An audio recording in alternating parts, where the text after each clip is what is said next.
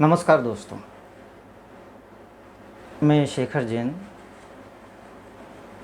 एक गद्य व्यंग की एक और कृति लेकर आपके सम्मुख उपस्थित हूँ। यह व्यंग इतना तीखा है कि आपको हर वाक्य पर हंसी भी आएगी और आपके मन मस्तिष्क में एक प्रहार भी होगा और गुदगुदाएगा भी। मेरी तारीफ़ मैं इसलिए कर रहा हूँ क्योंकि आजकल स्व प्रशंसा का युग है, तो मैं भी आज स्व प्रशंसनीय होकर आपसे यह कह रहा हूँ कि मेरे इस गद्य व्यंग को अच्छी तरह सुने और इसका आनंद लें।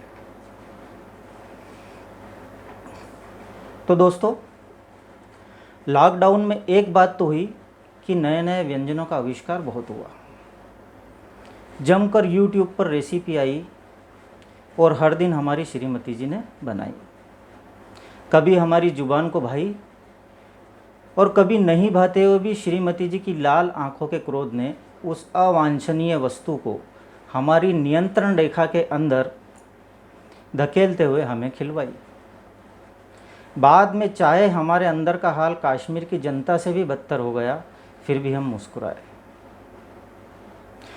अब आज हमारी श्रीमती जी ने बोला कि आज एकदम नई डिश सीखी है, ट्राई करें क्या? मैंने कहा, भाग्यवान, मुझसे क्या पूछती हो? तुम्हें बनाना है बनाओ। वैसे भी मैं तो विपक्ष के नेता जैसा हूँ, तुम्हें बनाना होगा तो तुम बनाओगी ही। बिगड़ेगा तो मैं पप्पू साबित हो जाऊँगा और बढ़िया बनी तो तुम तो हो ही स्वयंभू अवतार। श्रीमती जी बोली, आज मैं बनाऊंगी करेला काजू चढ़ा। मैंने जैसे ही नाम सुना मेरा सर चकराया। बोला, हे भाग्यवान, यह करेला नीम चढ़ा सुना था,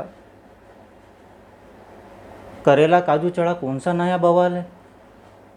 पर बच्चों ने बीच में टोक कर बोला, पापा आप चुप रहो, मम्मी टेस्टी ही बनाएगी। अब मरता क्या न करता, जनमत के आगे मुझे न चाहते हुए भी स्वीकार करना ही पड़ा। अब आदेश आया कि करेले लाइए और साथ में ध्यान रहे करेले मोटे और गोल हों। मैंने कहा, भाग्यवान, कल ही तो नगर निगम की ऑनलाइन सेवा से बुलवाए थे। अंदर से जवाब आया, वो सरकारी चीज़ें कभी सही हो सकती है क्या? सब सब्जियां सड़ी हुई थी। एक और आदेश आया श्रीमती जी का कि करेला केवल हिंदू सब्जी वाले से लाना। मैंने पूछा, ऐसा क्यों भाग्यवान? तो वो बोली, इसकी रेसिपी में बताया गया है कि यह डिश आत्मनिर्भर हिंदू राष्ट्र की है, इसे ऐसे ही बनाना है तो ही टेस्ट आएगा। अब मुझे काटो तो खून नहीं। फिर भी नदी में रहकर मगरमच्छ से बेल मोल लेना मुझे अच्छा नहीं लगा, सो मैं गया और ले आया करेला। मैं भी जिज्ञासु हूँ। किचन में देखने पहुँच ही गया कि बनता कैसे है करेला काजू कड़ा, देखूँ तो सही। श्रीमती जी ने जो ही मिक्सर में 4 मुट्ठी भर काजू डाले और मेरा रक्तचाप बढ़ने लगा। मैंने कहा, प्रिय, ये इतने काजू तुम्हें पता भी है क्या भाव है इनका? इतना सुनना था कि श्रीमती जी का चेहरा वित्त मंत्री जैसा हो गया और बोली, नौटंकी मत करो। तुम्हें क्या पता कैसे संभालते हैं घर की अर्थव्यवस्था, कहाँ से आते पैसे और कैसे खर्च करना है, वह सब मैं अच्छी तरह से जानती हूँ। तुम चुप रहो। मैं चुप हो गया, निशब्द वहीं खड़ा रह गया, क्योंकि इस मूर्खतापूर्ण प्रश्न का उत्तर देना मैंने अच्छा नहीं समझा, क्योंकि यदि उत्तर देता तो मैं गृहद्रोही घोषित हो जाता और मैं अपने आप को गृहद्रोही घोषित करवाना चाहता भी नहीं था। खैर, काजू का आटा मिक्सर में तैयार हुआ। उस समय मैं अपने आप को 7 लोक कल्याण मार्ग, जो पूर्व में 7 रेसकोर्स रोड के नाम से जाना जाता था, उसका अधिपति समझते हुए चुपचाप किचन से बाहर आ गया। मैं उसी दीवा सपनों में खोया था कितना समय व्यतीत हुआ मुझे ज्ञात नहीं कि श्रीमती जी की सुरीली आवाज़ ने स्वप्न को भंग किया। बोली, लीजिए तैयार है, आत्मनिर्भर राष्ट्रवादी स्वदेशी पूर्ण हिंदूवादी करेला काजू चढ़ा।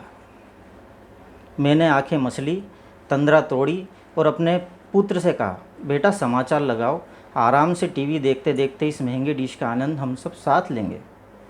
टीवी पर समाचार चैनल का प्रारंभ हुआ कि कोरोना के केस लगातार बढ़ रहे हैं, पर हमारी रिकवरी रेट दूसरे देशों के मुकाबले काफ़ी अच्छी है। सुकून हुआ कि चलो कुछ तो अच्छा है। फिर खबर चली कि पाकिस्तान में खाने को कुछ बचा नहीं और दाऊद को कोरोना हो गया, शायद मृत्यु भी हो गई है, पर निश्चित नहीं है। थोड़ा सुकून और मिला कि कम से कम छठी बार भारतीय मीडिया ने दाऊद को मार तो दिया। फिर खबर आई कि चीन चाहे अंदर घुस आया हो, परंतु हमारा मुकाबला नहीं कर सकता, हमारा देश मजबूत हाथों में है। अब मैं थोड़ा डर गया तो मैंने पुत्र से बोला कि दूसरा चैनल लगा। उसने आज्ञा का पालन करते हुए दूसरा चैनल लगाया। उस चैनल पर समाचार थोड़े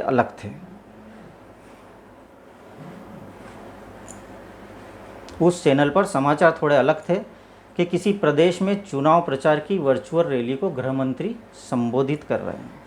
मैंने राहत की सांस ली कि चलो गृह मंत्री स्वस्थ हैं, कुछ नहीं हुआ इन्हें, नहीं तो कुछ सप्ताह पहले तक तो आशंका ही थी कि दिख नहीं रहे, कुछ हो तो नहीं गया।